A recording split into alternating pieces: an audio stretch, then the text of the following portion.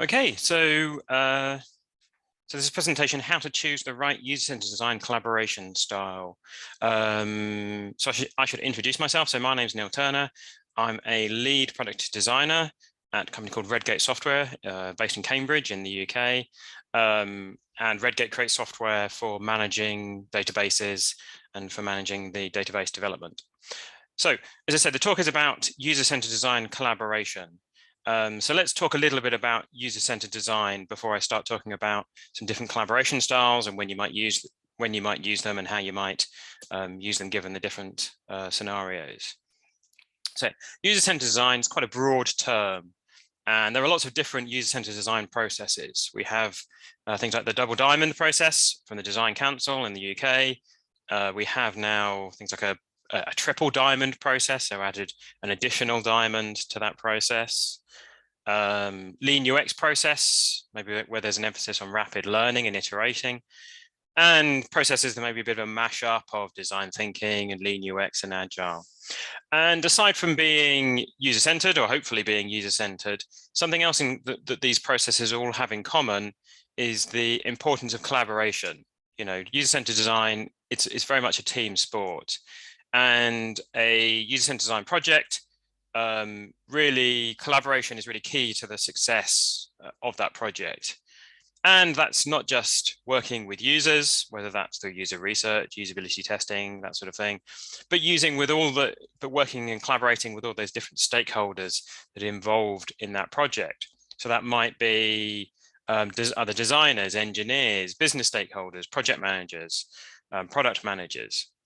So as I said, user-centered design is very much a team sport. And many years ago, when I started out as a user-centered designer, a UX designer, I thought that most projects, you know, collaboration would come easy. You know, it would become very soon, it'd be like an episode of Friends where everyone's the best of friends, you know, collaborating beautifully together and everything works out smoothly. But the real world is very different from that. And collaboration on a project, as I'm sure a lot of you probably have experienced, doesn't always come that smoothly. And rather than an episode of Friends, it can all too quickly become more like a sort of a dysfunctional episode of The Office, where, you know, people are not really collaborating as smoothly as you'd like. And I want to talk about I'm going to take you through a little story of my own to emphasize not just the importance of collaboration, but how the collaboration style that you utilize can have a big impact on the success of that collaboration. So I'm going to take you back to the heady days of 2006. So this is when Time was wondering if Barack Obama could possibly be the next president of America, when Italy won the World Cup in Germany, and infamously Zinedine Zidane got sent off for headbutting an Italian, and sadly so too did Wayne Rooney for kicking out at Ronaldo. And I was a fresh-faced designer with a bit more hair and certainly a lot fewer wrinkles than I do have now.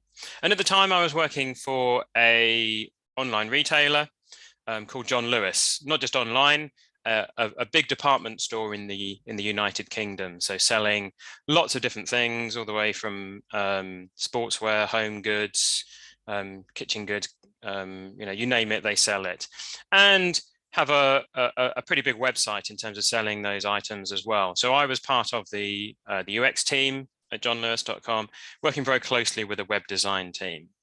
And as part of the UX team, I was carrying out user-centered design. So speaking to users, doing things like carrying out usability testing, and defining sort of creating wireframes to outline things like user journeys and what should be shown on different web pages on the website.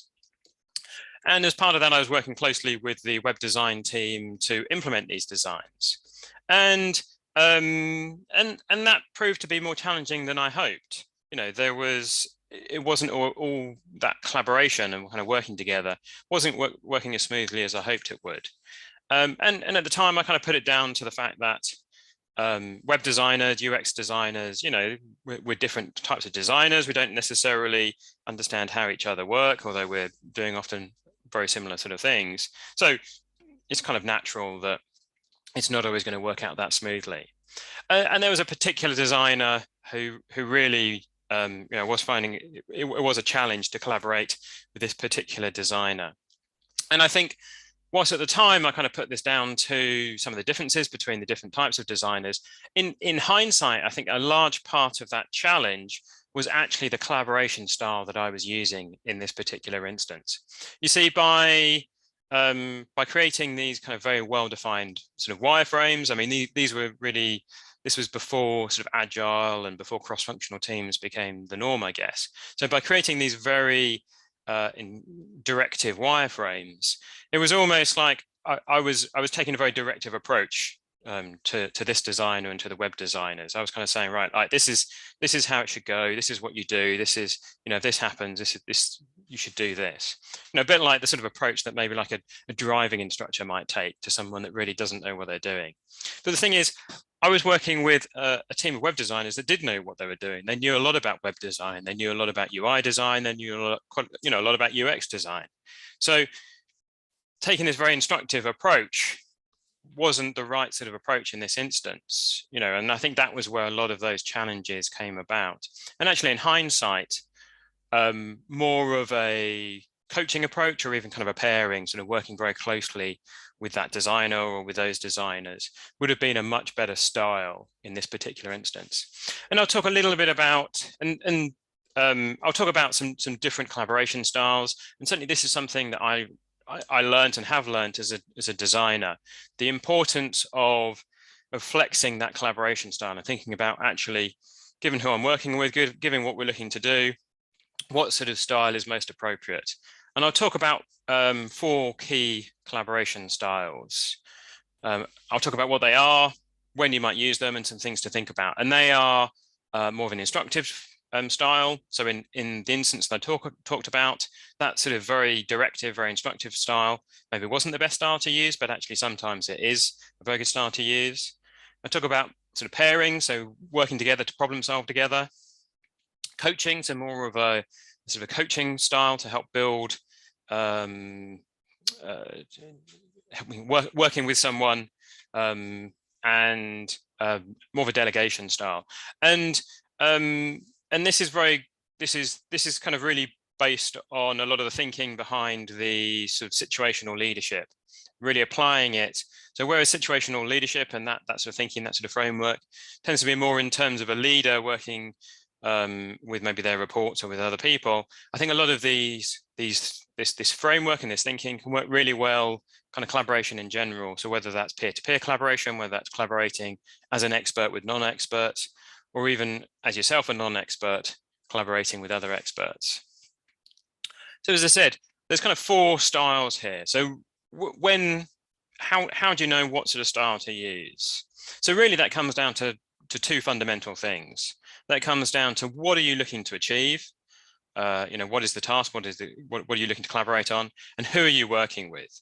And some key questions to ask to help determine the kind of style to use is, well, what is the task?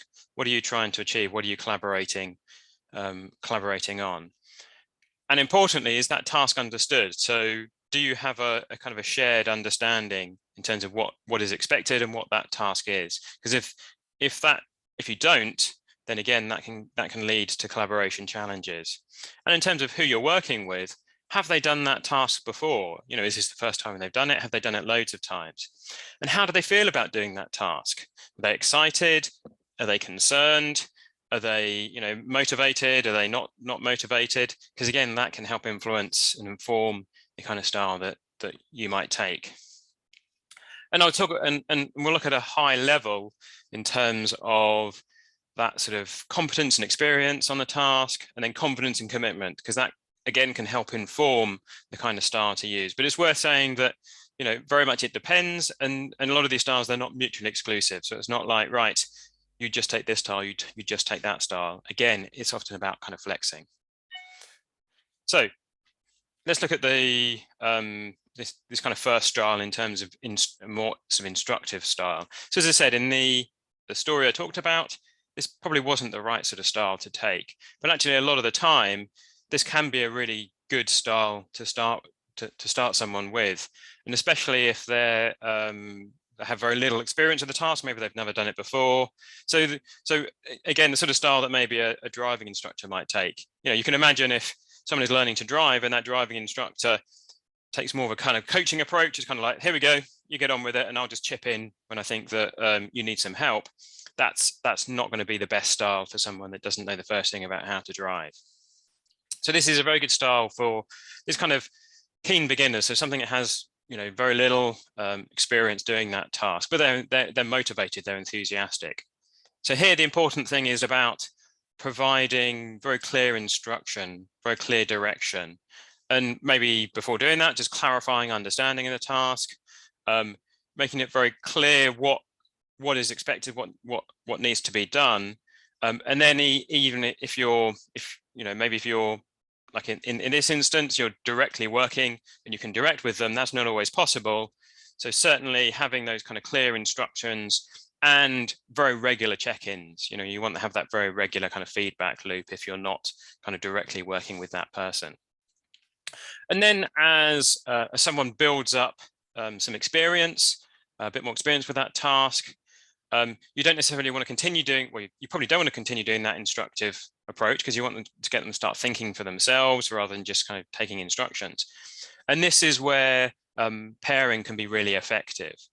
And certainly, so maybe someone that's got a little bit of experience, but maybe they have some concerns, they've got lots of kind of questions, maybe they've started doing some and they realize actually I'm not, there's a lot here I need to learn, I'm not really kind of sure what to do. So so pairing in terms of kind of working very closely with that person or with that group to problem solve together. So this can be very effective, like I say, for someone that has a bit of experience, but maybe they're kind of confused, overwhelmed, maybe almost like a demotivated learner. And the importance here is that you're working together to problem solve together, and you're sort of listening and supporting. So if someone is very new to a task, again, they're going to have some questions and have some concerns, but maybe less so than someone that has got a little bit of experience and is feeling a little bit overwhelmed or sort of confused. So this is where you can build that confidence, you can work together, and you can start to get them to think about and start doing some of that thinking for themselves rather than just purely following instruction. And then as someone builds a bit more of that competence and experience in a task, this is where coaching can really come into its own. So so like in this instance, this is kind of style that maybe a coach might use with a sports team. So like in this instance, a football team or soccer to non-Europeans. So initially, this coach might take a very instructive approach with his younger players, in terms of, right, this is what you need to do in this situation, or this is what I want you to think of, to sort of think about. But obviously, as they're playing in a match, he needs them to start to think for themselves. He can't shout instructions at all of them from the sidelines and do all their thinking for them. So wants to start to instill some of that thinking and that sort of self-reliance on those players, but really to support that. And that's where sort of coaching can come in as a really effective collaboration style. So maybe you've got someone that is capable, but they're not yet self-reliant. They have again, good experience of that task, but maybe still have some concerns or lacking some confidence, have some kind of questions. And a bit like the pairing, this is where sort of listening, supporting them, but importantly, so questioning. So here, rather than problem solving as a pair, first and foremost, you're looking to get that individual or that team to problem solve themselves, and then to kind of discuss that sort of with you as a coach. So you're starting to build some of that self-reliance. And rather than having kind of very short check-ins, sort of like early on, you want to give a bit more space between check-ins so that there's a bit of breathing room. You don't want to be kind of micromanaging at this. You don't want to be that coach kind of shouting instructions on the sideline. You need to give someone a bit of time to think for themselves and to do something, and then maybe get some feedback or reach out if they have questions. And then finally, once someone has got a lot of experience with a task, and importantly, they know what they're doing and they're motivated to do it, this is where delegation is generally the best approach. So if you think about if you're hiring a tradesperson to come in and do some work in your home or your office, you're not going to tell them exactly what they need to be doing. Right, unscrew this, do this, take this wire, put this here. You trust that you know what they're doing.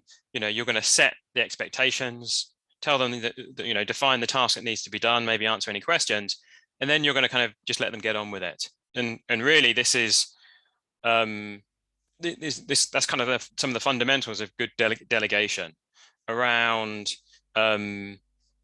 So where you've got someone that's confident, self-reliant, enthusiastic, has really good experience, and can do that task.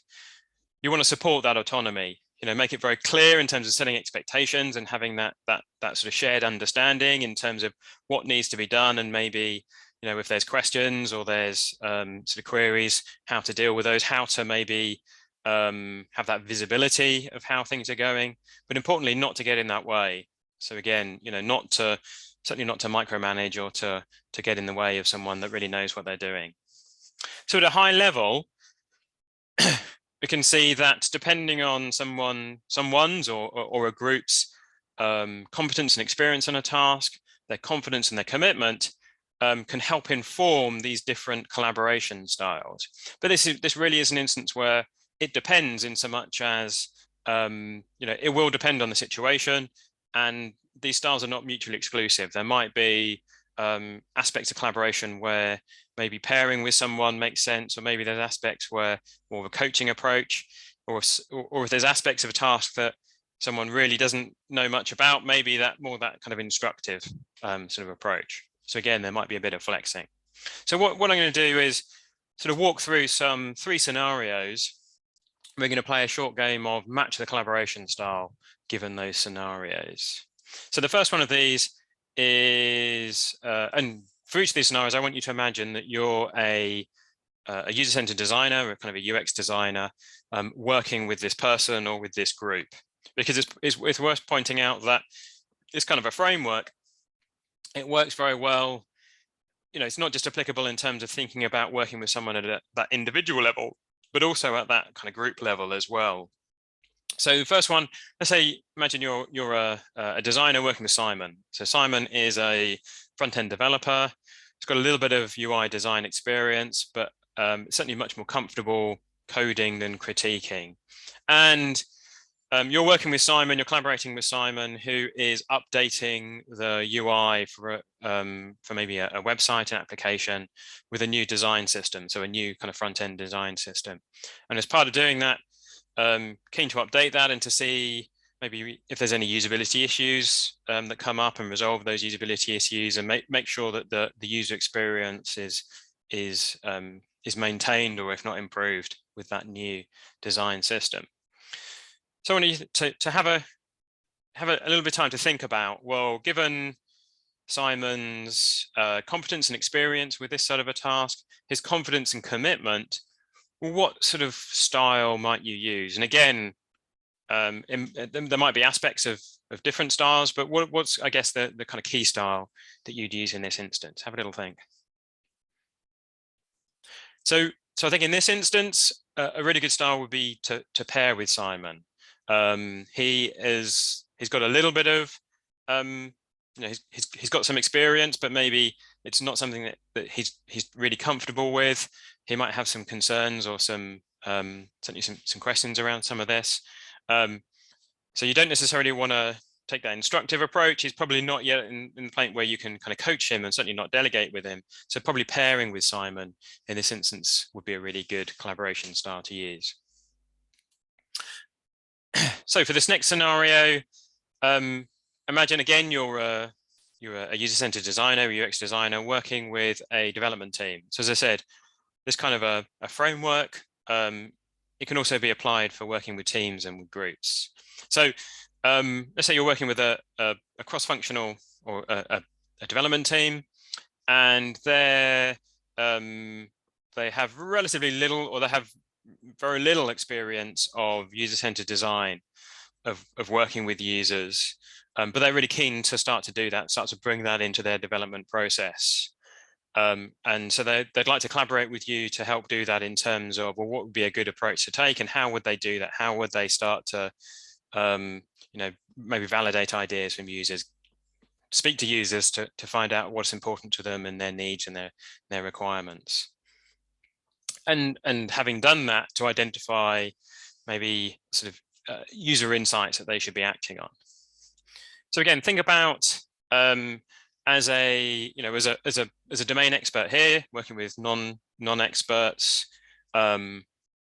what sort of an approach would be a good approach in this instance? And again, think about the level of competence and experience that this sort of team has when it comes to user-centered design, and the kind of confidence and commitment that they have.